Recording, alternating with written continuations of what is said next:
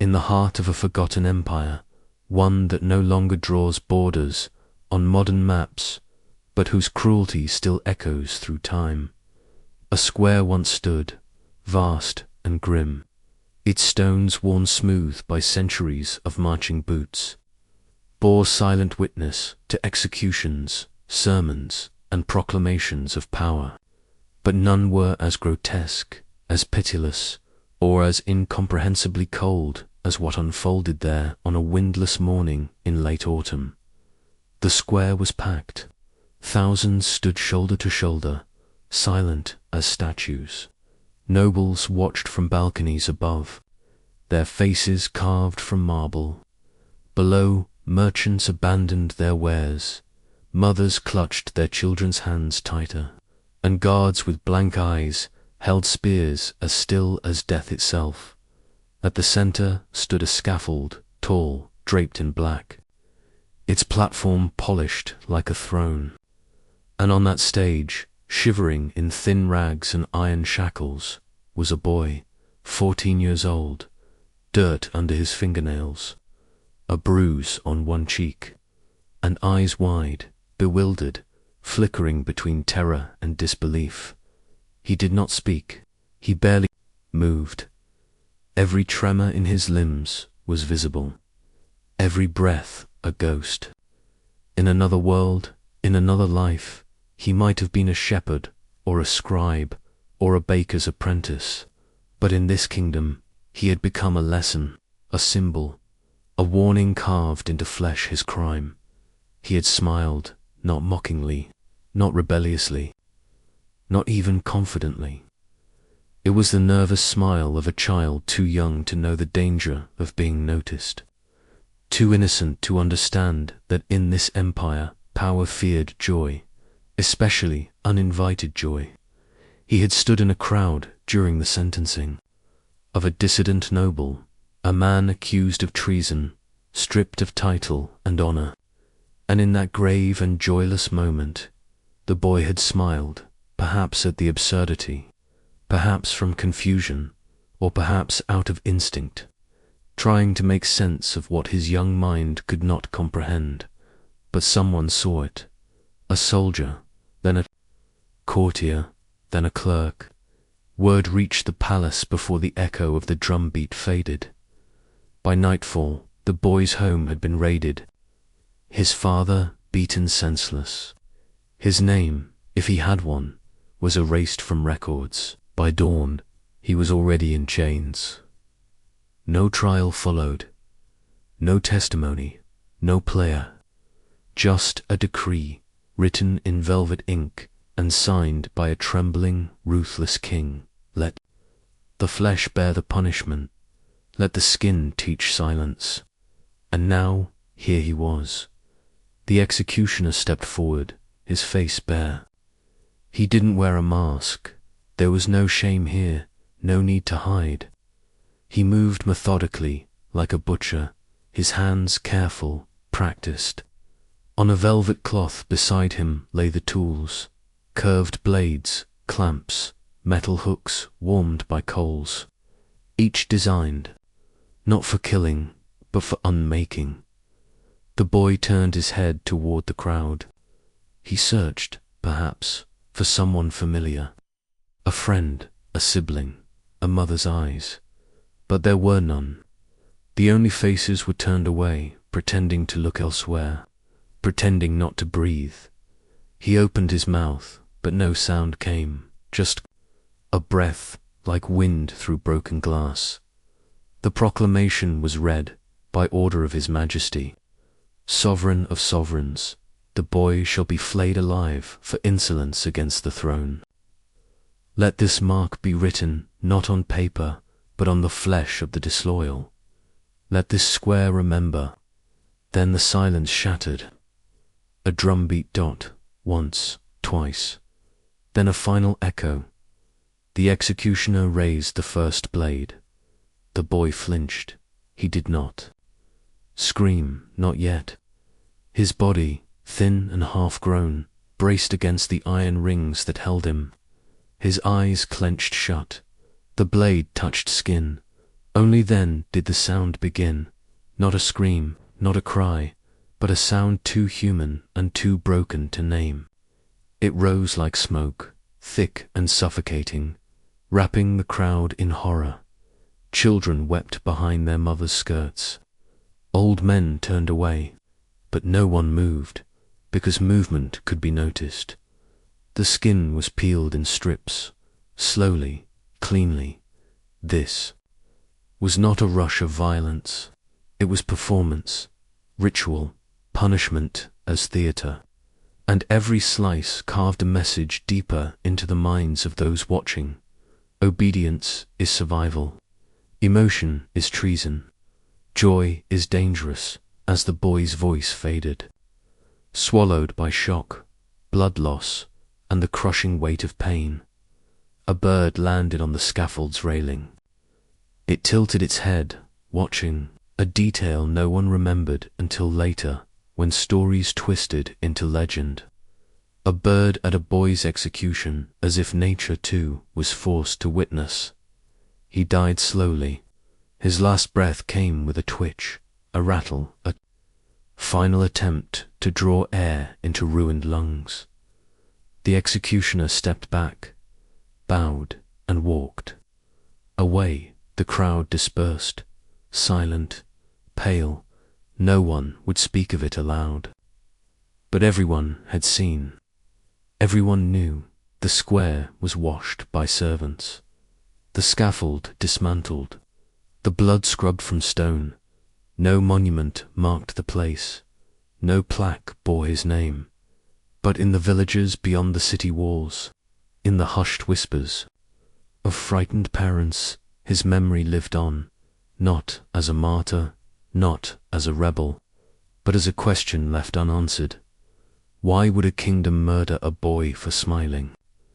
To answer that, we must travel deeper into the shadows of a regime built on spectacle, and a king who ruled not with wisdom, but with fear. Before the boy smiled, long before his body was displayed to a hushed and horrified crowd, the kingdom had already been broken. It had been broken slowly, not by invasion, not by famine, but by something colder, the erosion of trust, the suffocation of speech, the precise engineering of fear. This was not a land at war, nor one ravaged by natural disaster. It was something stranger, quieter, and perhaps more terrifying.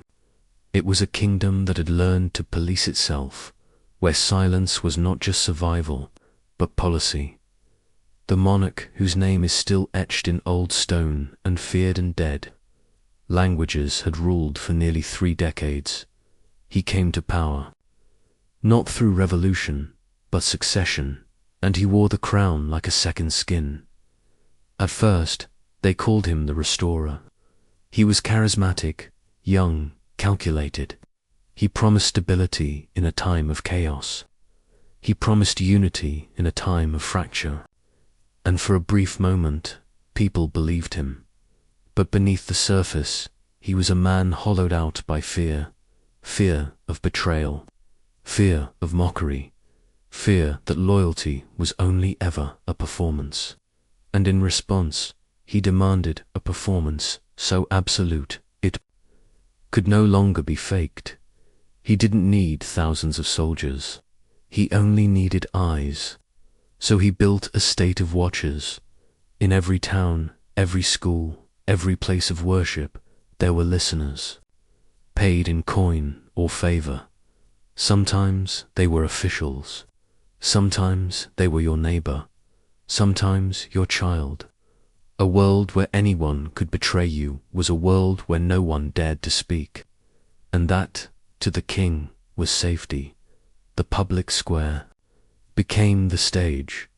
Justice, theater, loyalty, a chant recited in trembling voices. Dissent didn't disappear overnight. It simply began to die in the mind before it could form in the mouth. And over time, the people adjusted. They learned to speak in half-truths, to smile without joy, to mourn without tears. Children were taught not to ask questions. Elders told stories only in whispers. What could not be forbidden was smothered. Emotion itself became suspect. One minister famously declared, "The face is a mirror of the soul, and the soul must be loyal." Smiling, laughing, even looking too long at the wrong person, all could be interpreted as sedition. And worse, interpretation was left to the interpreters. No formal law defined the boundaries. That was the point. Ambiguity bred caution. Caution bred submission. This was a kingdom where cruelty was not exceptional. It was bureaucratic. Executions were logged like tax payments. Floggings occurred with clerical precision. The state did not claim to be just. It claimed to be right. Even architecture conformed to the paranoia. Windows narrowed into slits. Courtyards were built to amplify footsteps. Throne rooms echoed every cough and shuffle. The very stones seemed to listen. And the king, he watched it all. He sat atop a tower where mirrors reflected every corridor of his palace. His meals were prepared in triplicate, each dish tasted by a different servant. His courtiers bowed so low their foreheads bled against the marble, yet even they were not safe. It was said that the king once ordered a man buried alive for blinking. During a speech, the man's crime: blinking implies boredom. Boredom implies judgment. Judgment implies superiority. Whether the story is true no longer matters. What matters is that everyone believed it could be. So when the boy smiled, that flicker of human reaction in the middle of a choreographed ritual, it was not just an error. It was seen as infection, and infection had to be cauterized in.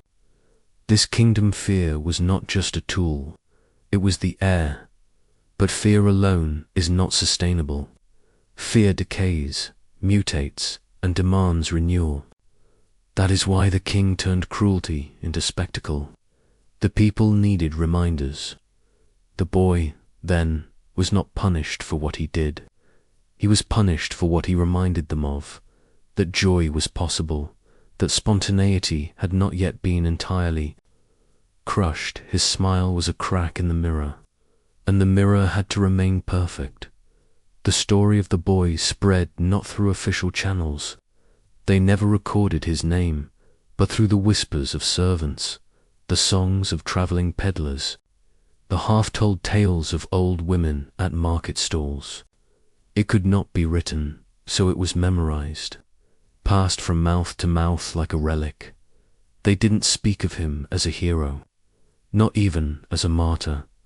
They called him the one who forgot the rules, and in doing so, they reminded themselves what happened to those who remembered too much, felt too much, smiled too much. But even as the regime tightened its grip, even as squares were cleaned and blood scrubbed from memory, the question remained: what drove the king to fear his people so deeply? To find that answer, we must look not at the boy, but at the king himself, and the rot that bloomed behind the throne. Before he became a warning carved in blood, before his name was silenced by decree, he was simply a boy, and nothing more. He was born in the far reaches of the kingdom, beyond the capital's noise and ceremony, in a border town where dust settled on everything like a second skin. A town without monuments, where the sky seemed wider, the days slower, and the threat of the king's gaze felt for a time distant. Here the air smelled of iron and smoke, and the rhythm of life was measured not by proclamations, but by the ringing of hammers on anvils. His father was a blacksmith, a broad-shouldered man with soot-black hands and eyes that rarely rose. From his work, the forge stood at the edge of town, where the clang of metal echoed across the low hills and the glow of the fire warmed more than just the steel. He made horseshoes, wagon wheels, hinges, and sometimes weapons. though never with pride. Tools were his language, not violence. The boy, his only son, was a quiet child. Not slow, not simple, just quiet. He watched more than he spoke, listened more than he asked.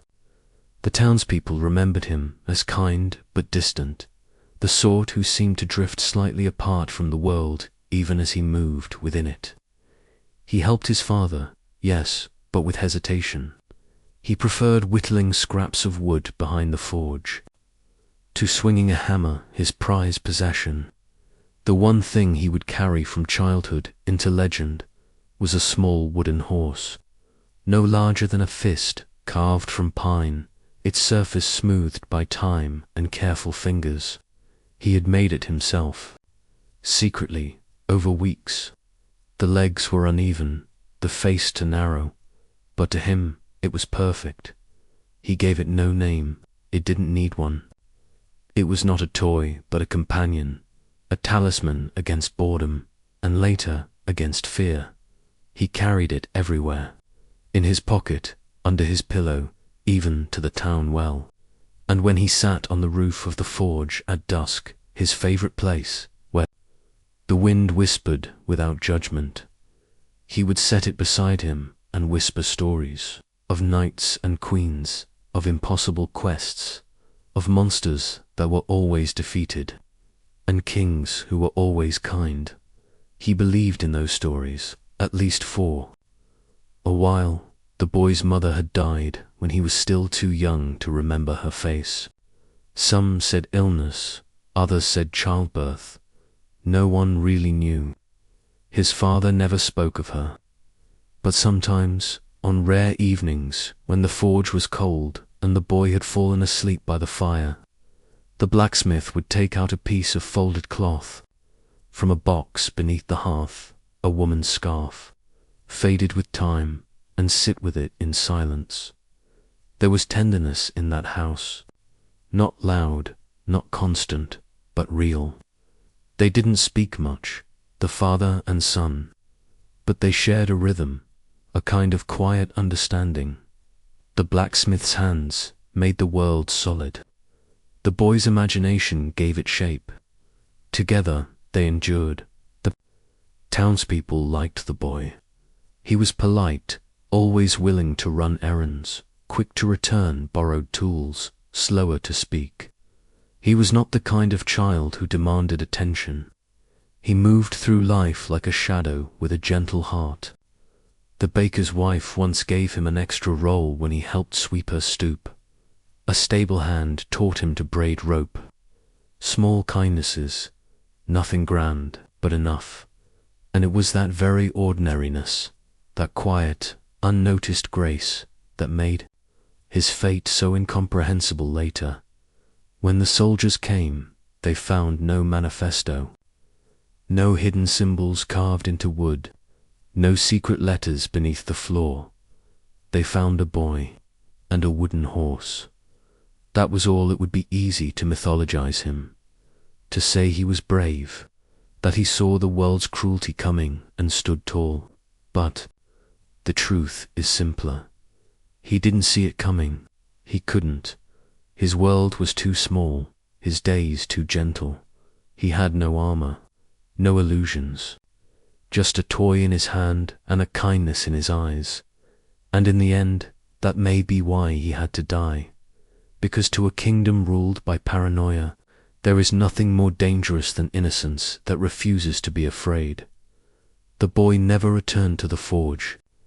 The wooden horse, they say, was found in the dirt outside the capital, broken in half. No one knows what became of his father, but the wind still howls through that border town.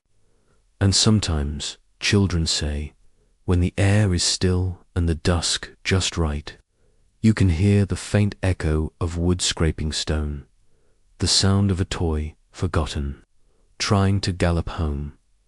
The boy had never seen the capital before. It rose from the plains like a crowned beast, spires clawing at the sky, its walls veined with soot and history.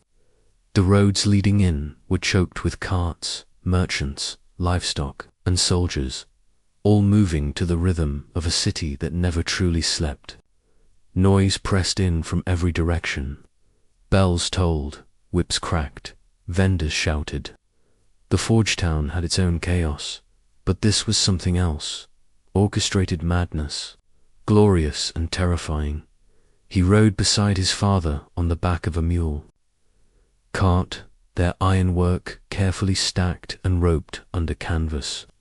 Hinges for palace doors, blades for the royal kitchens, brackets for noble staircases. Nothing extraordinary, just metal, shaped and sold. A job like any other, or so they thought. His father said little during the journey. He wasn't a man of words.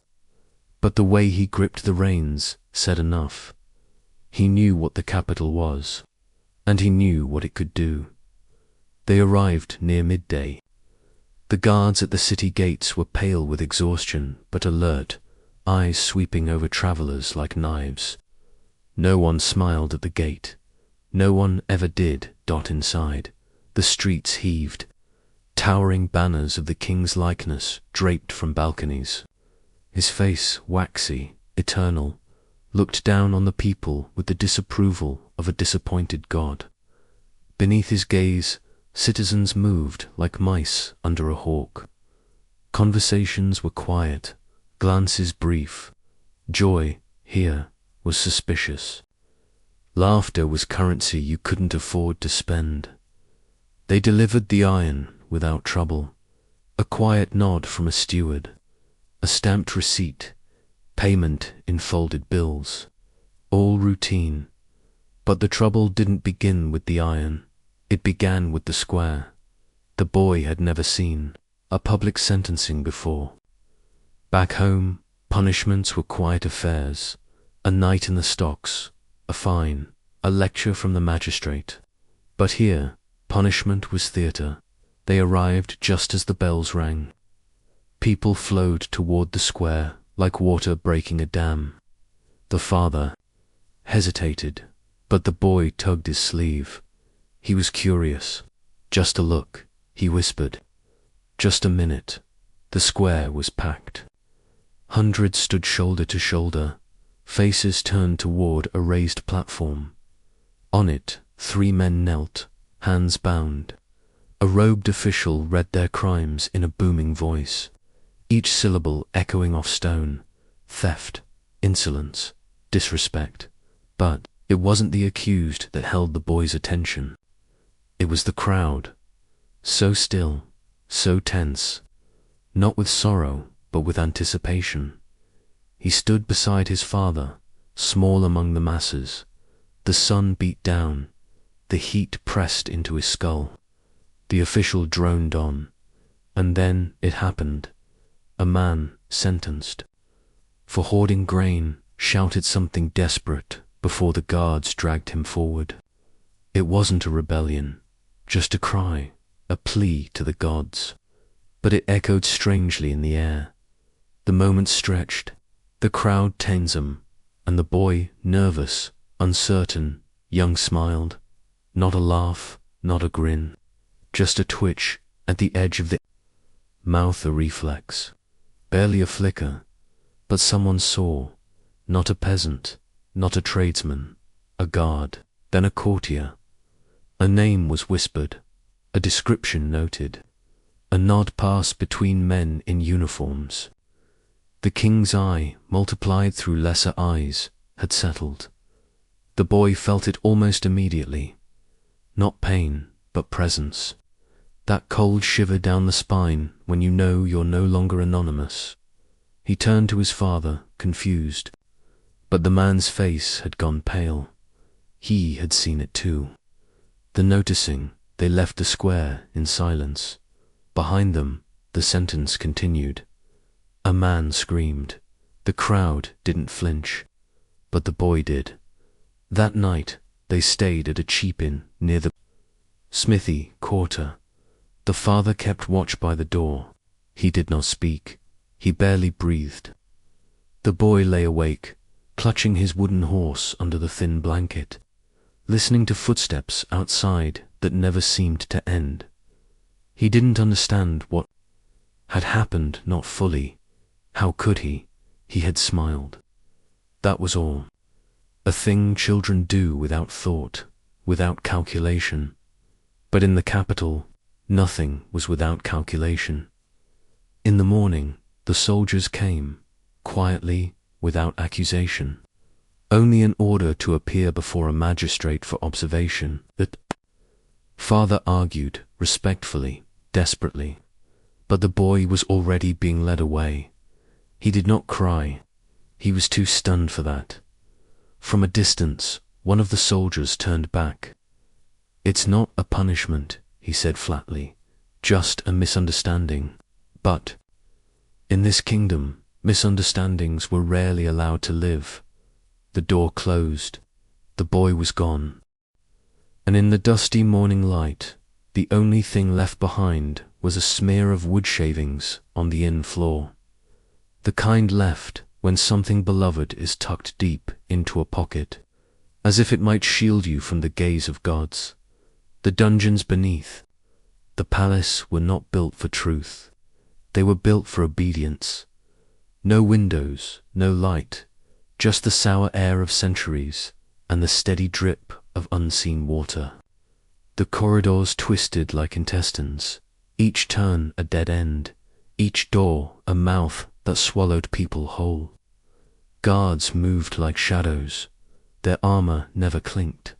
Silence wasn't just policy. It was doctrine.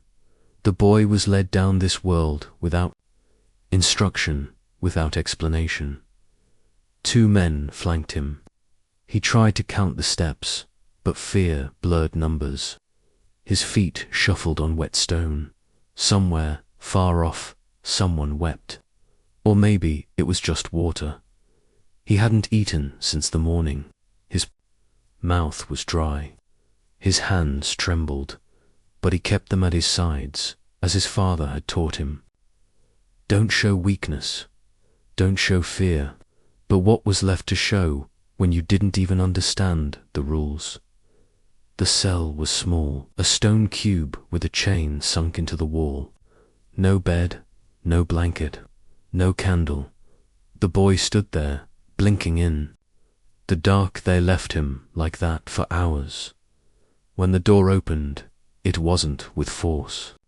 No bang, just a quiet creak, followed by footsteps. 3 men entered, not in uniform, not jailers, robes, dark and plain, officials or priests of some kind.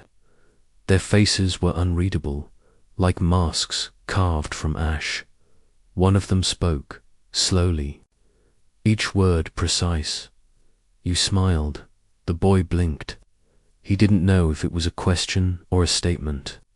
He opened his mouth, then closed it again. The second man stepped forward. "You smiled," he repeated. "At judgment." I didn't mean to," the boy whispered. Silence. The third man leaned closer. And why would a child smile at the suffering of the disloyal? The boy shook his head.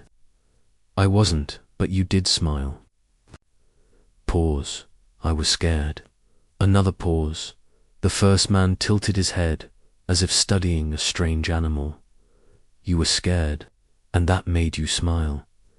"I didn't mean anything by it." "In this kingdom," said the second, "everything means something." The boy didn't know what to say to that. They didn't hit him. Not then, not yet. Theirs was a different kind of violence, the kind that moved in circles, that never landed but always loomed. They asked no questions about who he was or where he came from. That wasn't the point. The point was the ritual. They spoke of loyalty, of reverence, of the sanctity of the king's image. They spoke of how the nation was held together not by swords, but by silence, by watching, by knowing when to lower one's eyes and when to still one's tongue. The boy didn't understand most of it. He tried. He nodded when they paused. He whispered apologies. But they weren't listening for apologies. They were listening for fear. Later, when the robed men left, others came. Not with words, but with tools. They didn't beat him, not exactly, but they made him stand for hours, arms outstretched, stones tied to each wrist.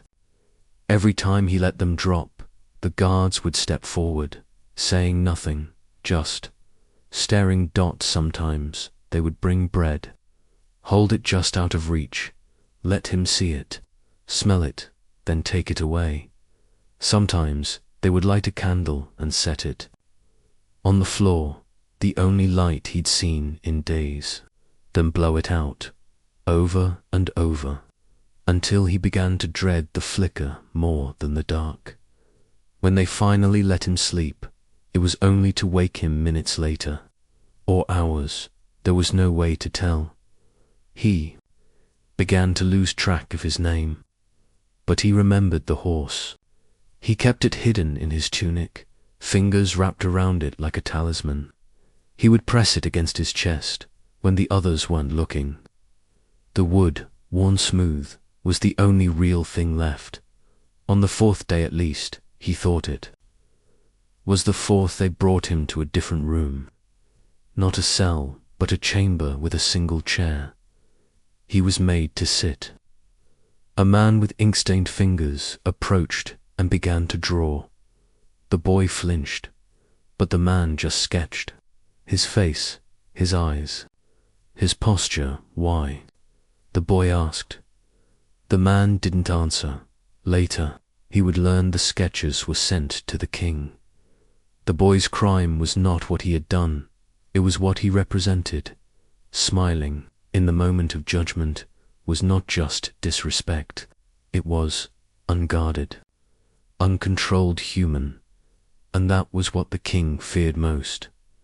In the silence of the cell, the boy began to speak to himself, not out loud, but inside, to the horse, to his father, to the sky. He told them he was sorry. He told them he didn't know what he was supposed to do, but the walls gave no answer, only the distant clink of chains, and the muffled sound of a door closing against somewhere deep within the stone. The execution was not a sentence. It was a message.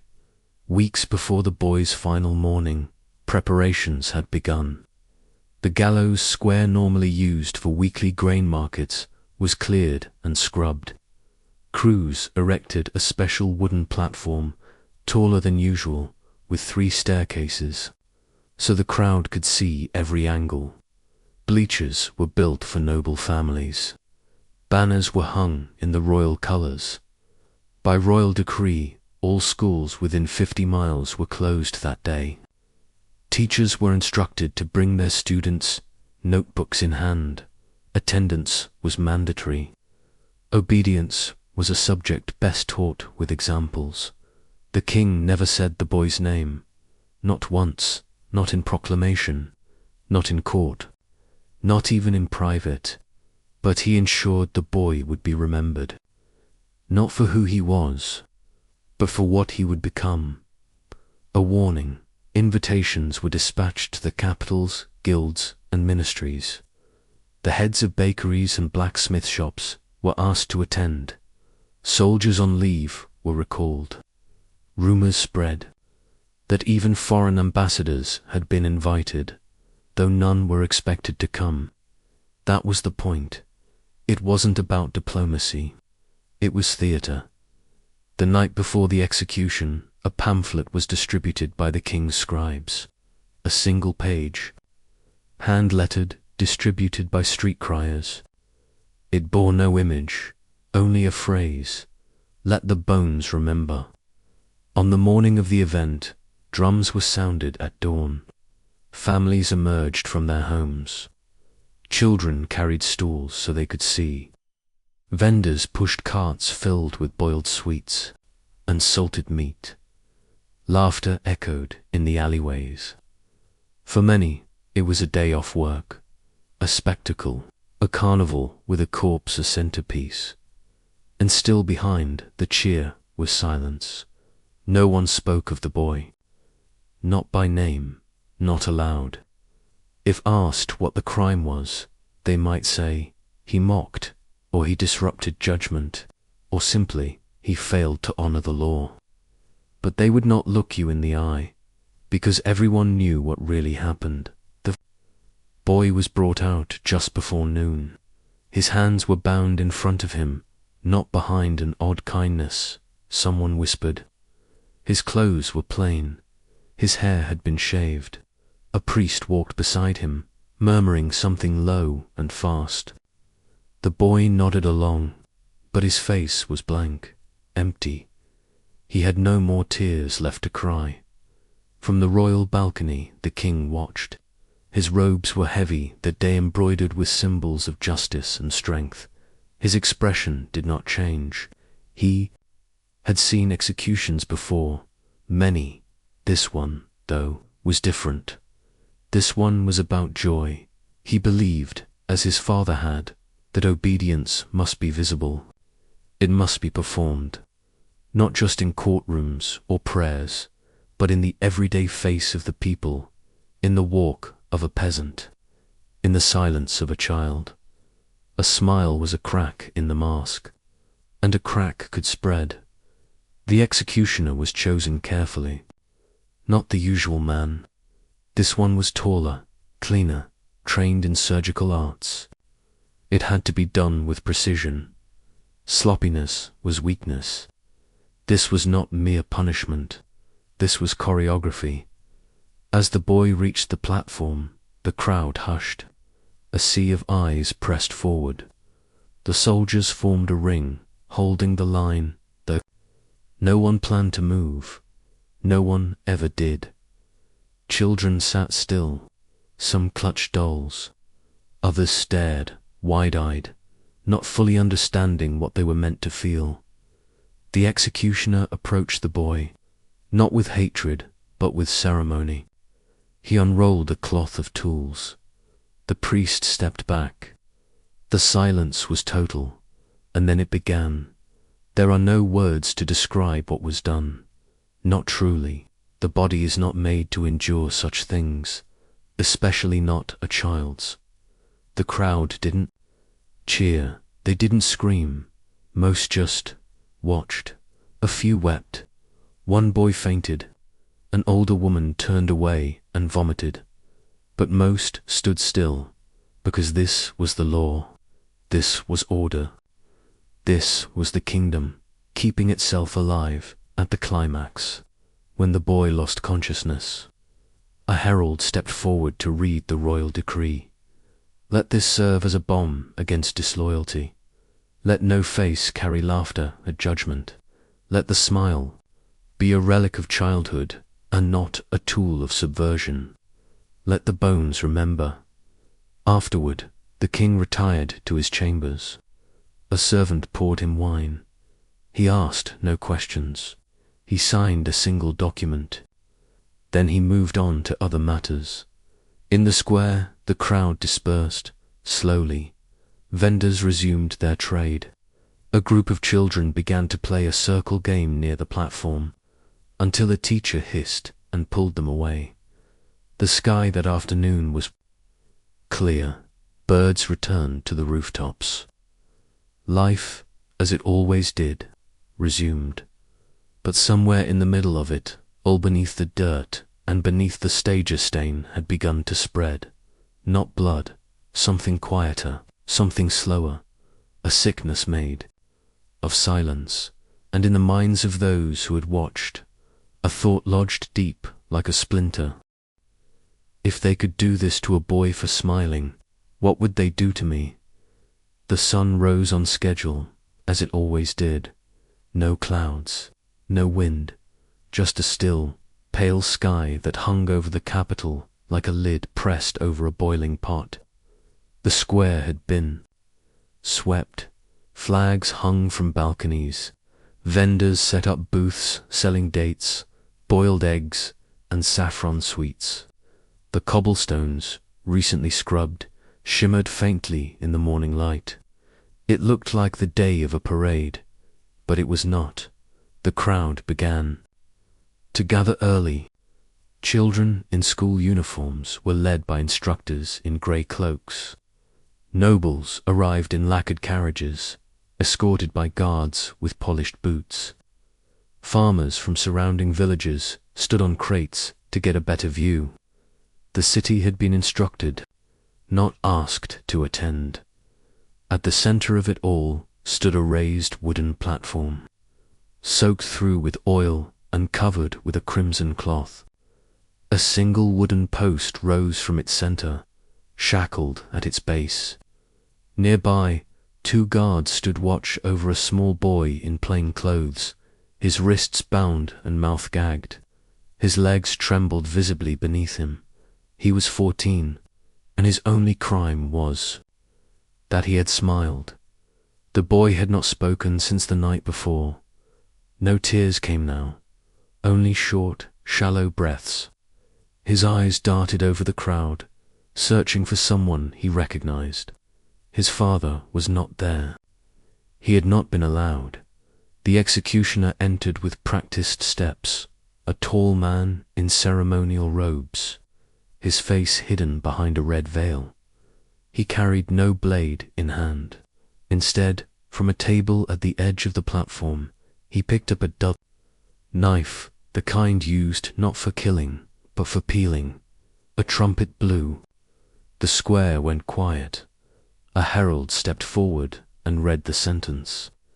It was short and absurdly poetic, for the crime of dishonoring His Majesty in solemn assembly, and for mocking the gravity of justice with the grin of rebellion. Let his flesh be shed, so that loyalty may grow where laughter once took root. A murmur passed through the crowd. Some children whimpered, others stood frozen. Teachers whispered warnings, "Do not look away." The boy was pulled to the post. His arms were raised above his head and bound tight with leather straps. His tunic was cut away. Pale skin, untouched by sunlight, now glistened with sweat. His chest heaved, then the knife was drawn. The first cut was made at the shoulder, shallow, slow, and cruelly deliberate. The boy gasped, but did not scream. The crowd heard it, a sound between breath and pain. The executioner paused, then made the second cut, lower this time, slicing a thin flap of skin from collarbone to sternum. The scream came then, high and piercing, a sound too raw to be ignored. Mothers turned away. Men clenched their jaws, but no one left. They had been ordered to witness. Strip by strip, the ritual continued. Flesh pulled from flesh like parchment from bone. The executioner was careful. It was not meant to be swift. Pain was the point. The boy stopped screaming after the 6th cut.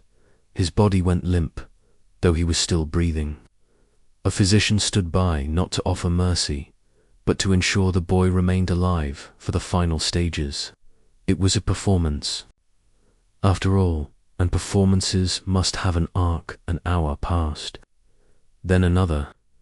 The square stank of blood and silence. Throughout, the king never appeared.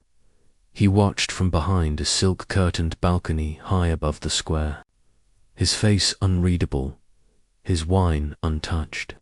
A falcon rested on his arm. At noon, the boy's eyes rolled back. He no longer saw the crowd, the platform, or the sky. His body shuddered once and was still. The executioner turned to the physician, who nodded. It was done. The herald raised his voice once more. Let none mistake levity for loyalty. This is the price of mockery. Let laughter die in the mouths of the unworthy. The body was unbound and left on the platform for 1 full hour, as instructed by decree. No shroud was offered, no burial rites granted. The boy had been declared unworthy of sanctity. Birds circled, but did not descend. The wind never rose, and the sky, that unfeeling, impenetrable sky, remained perfectly blue. The crowd dispersed in silence. Children were led away with red eyes. Vendors quietly packed their carts. The square, which had hosted horror, began to forget almost immediately. The stains on the platform would be washed by morning. The boy's name would be erased from records. His story, unrecorded by the state, would live only in whispers, but the memory of his smile, that tiny, unthinking flicker of joy, would linger like a forbidden hymn. And in that kingdom, people would learn to laugh only in private, behind locked doors, and never, ever in public again. Not even when the sun was shining. Not even when the sky didn't weep. He was not in the crowd by accident. The guards had brought him there under cover of dawn, dragging him from the blacksmith shed where he had once carved swords and nails for soldiers he would never meet. They told him nothing, only that the king had summoned him to the capital. He thought perhaps it was a commission, or a punishment, or both. He never imagined it was his son. When he saw the platform, he tried to run. When he saw the boy, shirtless, shackled, trembling, he fell to his knees. The guards lifted him by the arms and dragged him to a raised gallery beside the square. There, flanked by 2 swordsmen, he was made to kneel, forced to watch from a place of honor. His wrists were bound behind his back, not to keep him from fleeing, but to stop him from covering his eyes. There were no words exchanged, no charges read to him, no explanations offered. He watched. He saw the first cut, and the boys wince, not of pain, but confusion. He saw the crowd turn silent, their faces blank or sick. He saw the guards shift uneasily, and the executioner's slow hands work as though sculpting something sacred. He did not scream, not when his son did, not even when blood dripped like rain down the sides of the platform. His body convulsed once, then went still. One witness would later say his face went grey as unhammered iron. Another claimed he began murmuring the boy's name, softly, over and over, like a prayer in a broken dialect. When the execution ended and the square emptied, a royal courier approached. In his gloved hand was a small leather pouch tied with silk. Inside were 50 silver coins, more than most craftsmen earned in 2 years. A note accompanied it, stamped with the king's seal, for your loyalty and sacrifice in service to the order of the realm. The man did not take the pouch. He stared at it for several minutes, then turned his back. One guard dropped the bag beside his knees. It lay there as the wind picked up, untouched. They released him 3 days later. No charges, no explanation, only an escort back to his border town. He never spoke again, not a word, not even to the midwife who brought him bread, not to the priest who offered comfort, not to the neighbor who placed a candle outside his door each year on the boy's birthday. But in the years that followed, strange things began to appear in the town's margins, scratched into the underside of benches, carved in the corners of tool handles, etched faintly into the metal of discarded hinges and horseshoes. A name, the boy's name, always followed by a single line. He smiled. Some say the father spent his days wandering the forests beyond the town, whispering into the trees. Others claimed he was seen late at night by the river, tossing stones into the current, each one marked with a slash or a symbol. No one dared approach him, yet someone, maybe him, maybe not, began keeping a journal. Hidden in the hollow of a rotting beam in the town's oldest tavern, it was discovered decades later during renovations. The pages were brittle, the ink faded, but the handwriting was clear. It did not recount the execution, it recounted the boy, his first steps, his favorite meals, the way he'd once cried when a mouse got caught in a trap, the wooden horse he carved by candlelight, the way he smiled when his father pretended to be a dragon, and at the end, a single sentence repeated 3 times. I was made to watch, I was made to watch, I was made to watch. The journal was never published. The regime still ruled then, and the penalty for such subversion was severe. But the barkeep who found it read it aloud in secret to trusted guests. One listener, it said, left the country that very night and never returned. The father died alone years later. In his hand they found a small carving, a wooden horse, worn smooth from holding.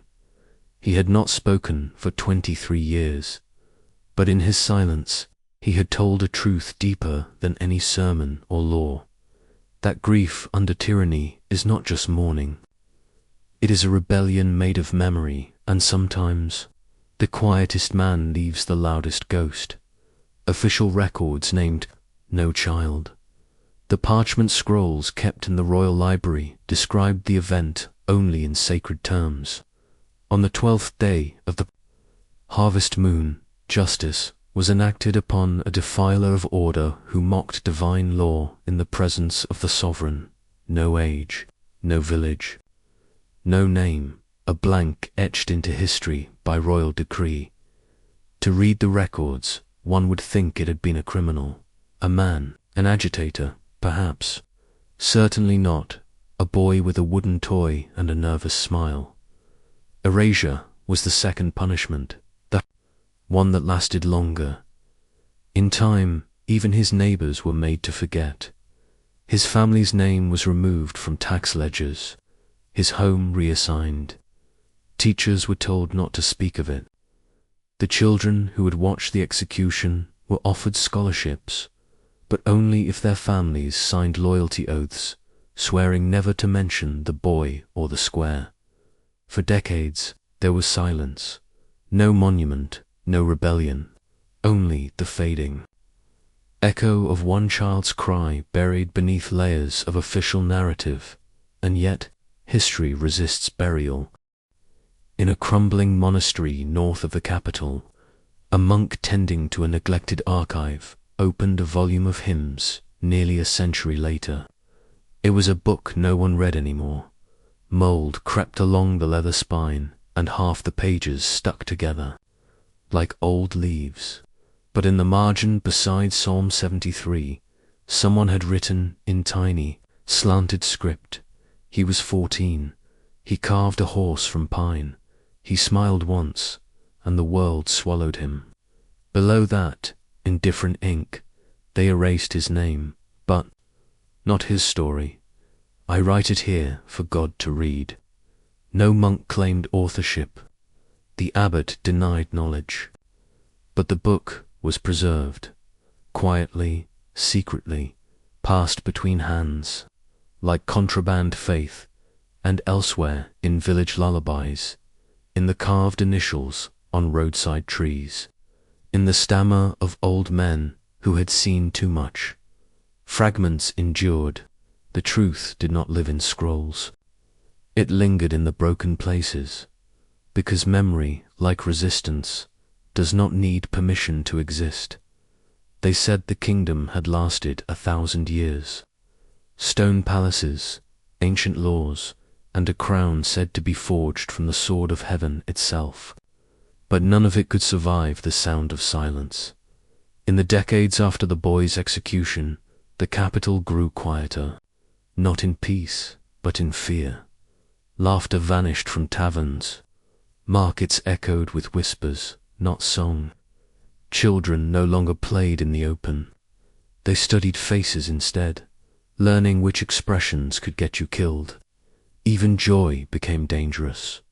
The boy had no statue, no grave, no name in the royal chronicles. But he had become something worse, a symbol everyone knew but dared not speak of.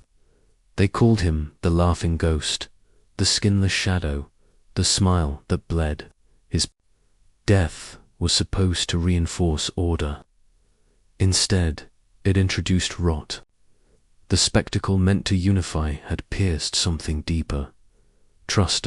In the years that followed, the king grew older and his punishments stranger. One minister was sewn into a bag with wild dogs. A pregnant servant who spilled wine on royal robes was buried alive beneath the floorboards of the throne room. Each act was explained as necessary, each a stitch in the great garment of divine justice. But garments unravel, and blood, once spilled so publicly, never truly washes away. Peasants began to vanish from border towns. Desertions among soldiers increased. Trade routes fell silent. In the south, a famine was left unanswered by the court for months. The king's advisors, once loyal, began drafting private letters to distant allies. One ambassador, while drunk at a feast, muttered that the realm had no sons left, only orphans and ghosts. He was found hanging by dawn. By the time rebellion came, it did not look like fire. It came as frost, cold, indifference, hollow obedience, refusal to fight. The kingdom collapsed, not from outside invasion, but from within, when no one was willing. To defend it, its palaces were looted, not stormed, its laws rewritten, not resisted. And still, no one spoke the boy's name, but memory has a strange way of surviving in a tiny chapel. Decades later, a nun lit candles each year on the anniversary of a trial no one remembered. In a rebel song sung by soldiers in the highlands, one verse always ended with a smile cut in silence. And in the margins of a monk's diary, long hidden behind the bindings of a history book, were these words: "He smiled because he did not know fear. He died because they did." The kingdom had eaten its children, thinking it could live forever. But what it consumed was its soul. We end not with vengeance or justice. There is none, only a warning, that in every land where cruelty becomes custom, and silence becomes safety, there is always one child who smiles at the wrong time and reminds the world how fragile power truly is. And somewhere, always, someone is watching, writing in the margins, remembering.